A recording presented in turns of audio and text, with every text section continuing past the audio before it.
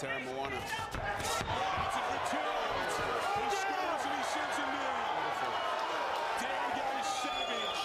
4, 5, He's hurt. 6, 7, The American 9, is in a bad place. And he can't get it. And it's round two again. Terramoana.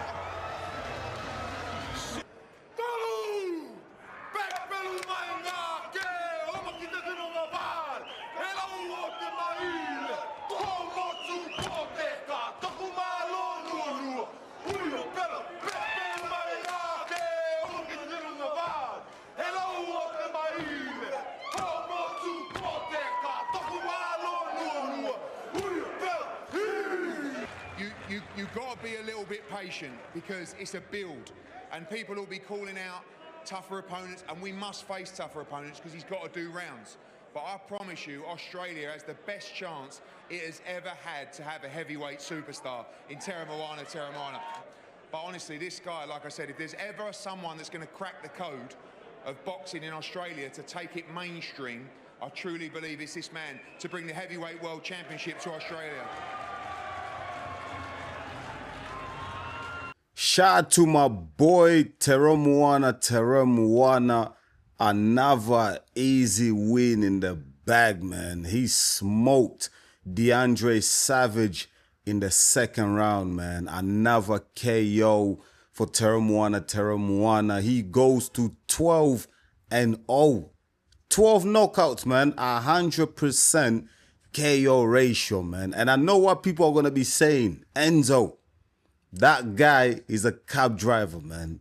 Teremoana is not beating no world-class fighters, man. I understand it and I hear it.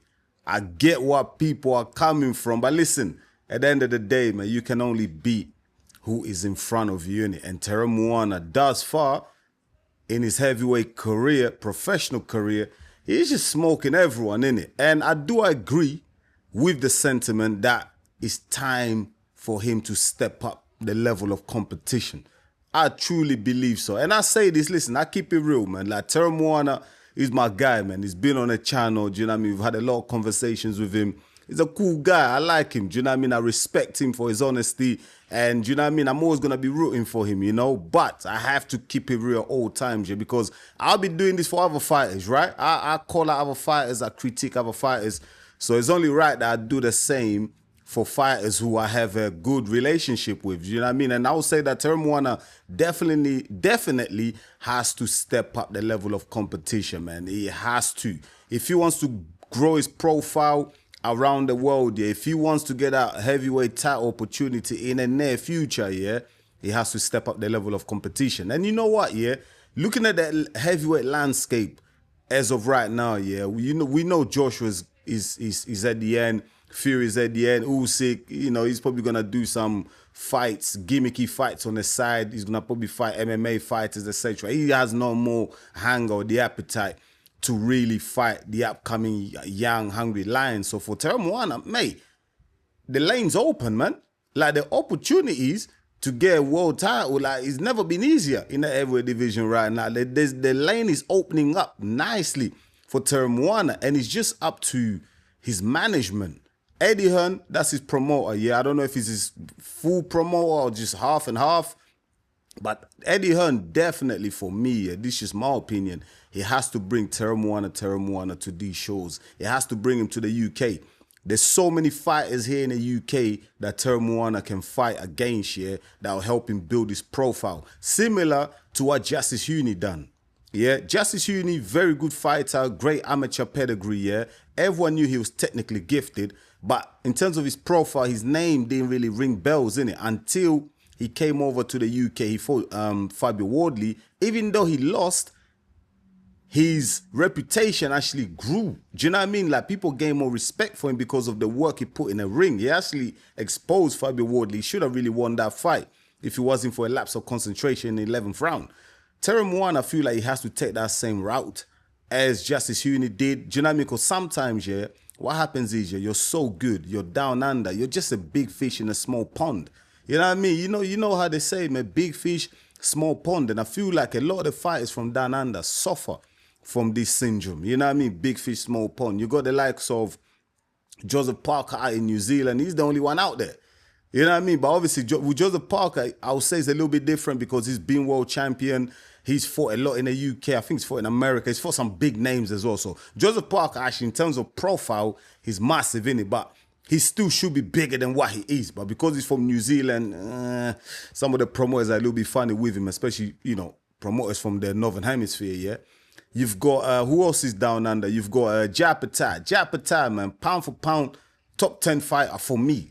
That's my opinion. I'm just keeping it real. I highly, respect and admire the skill set of Japatai. But because, again, he's from Australia, his cruiserweight division, there's really not much, he can do out there down under. If you know what I mean, his profile is not big enough. That's why you see a lot of other fighters like David Benavidez, the Zordo Ramirez, they can chat shit about him. They can say, oh, his profile is not big enough. It won't make me no money. That's because some of these fighters are just big fish in a very small pond down under. Because let's keep it real, down under, Australia, New Zealand, boxing is like the 10th most popular sport, man. Ain't nobody looking out for boxing in Australia, New Zealand. They play rugby, cricket, boxing, ain't nobody looking out for it. So it's very difficult and challenging for some of these fighters to really grow, build a profile. I don't feel like they're really supported by the Australian boxing industry. Whoever they are, they're not really pushed. These guys down under, they need the Eddie Hearns, they need the Zuffa Boxing, the Dana Whites, they need America to kind of pick some of their fighters and promote them and build them up. Really and truly, it should be a little bit like the UK and America, where you got promoters and managers here who build up the fighter profiles, you know what I mean, and get them to the top and get them title fights, etc., etc. I feel like Australia and New Zealand need to learn a little bit from the UK and America, you know what I mean, because that's going to help their sport. That's going to help their fighters. That's going to inspire the youngsters to want to take up boxing. But when they look up, they see that their biggest names in the sport of boxing in Australia and New Zealand, they're not even commercially making that much money. Their profile are not as big as some of the smaller fighters in the UK. Do you know what I mean? So that's not really going to inspire the youngsters in New Zealand and Australia. But Teremoana, like I said, man, there's so many options for him out here in the UK. You've got Dave Allen. I would love for Teremoana to fight against Dave Allen. I think that's a great fight. Out here in the UK, possibly in the undercard of Tyson Fury versus Anthony Joshua at Wembley. Can you imagine it? Or even if it's in Madison Square Garden, you're still going to have the eyes of the world on you. Everybody's going to be watching that. And Dave Allen, for me personally, is the ideal opponent for Teremoana. I mean, he's strong, he's got grit, he can crack a little bit, but he's not as dangerous where Teremoana and his management have to be a bit kind of wary of him. They have to be scared of him. Dave Allen is very beatable, man. Mahmoudov beat him. Do you know what I mean? And the power, and with the power that Teremoana possesses, I reckon, not even reckon, I know Teremoana will smoke him. But what Dave Allen does, because he's so popular out here in the UK with the British audience, you fight him, you beat him, you take some of that audience. Do you know what I mean? You capture some of those audience. And also with the eye of the world, the Netflix, everyone watching Fury, and Joshua, listen, that's a lot of people, possibly 100 million people, 200 million people watching you around the world, live. Do you know what they can do for your profile? So Teremoana definitely, the next 6 to 8 months, man, has to grow his profile in terms of just being marketable, the marketability, growing commercially, make himself commercially viable for some of these promoters to actually want to invest in him, for some of these promoters to actually want to pit their fighters against him. Because one problem that Teremoana right now is likely going to face, especially in the near future, is that he's very dangerous, he's talented, he's got power on that right hand, and he can knock anyone out, because he's not marketable, because he hasn't got that pull, because he hasn't got the audience, because he's not really going to be able to put bums on seats and sell pay-per-views outside of Australia. Other promoters won't really want to put their best fighters against him because he's a high risk, low rewards, man, with Teremoana. You fight him, your fight is more likely going to get knocked out. They're not going to put some of their best prospects against Teremoana because they don't want their prospects to get knocked out and then they're going to lose money in the long term. So with Teremoana, he now has to build his profile because the talent is there. The talent is there with Teremoana. He just needs to grow his profile. And one way to do it is to leave Australia, mate. Is to come over to the UK, have fights in the UK, have fights in America, and have fights with fighters who are popular in those countries, like the Dave Allens in the UK. Even the Joe Joyce. I mean, listen, that fight was there.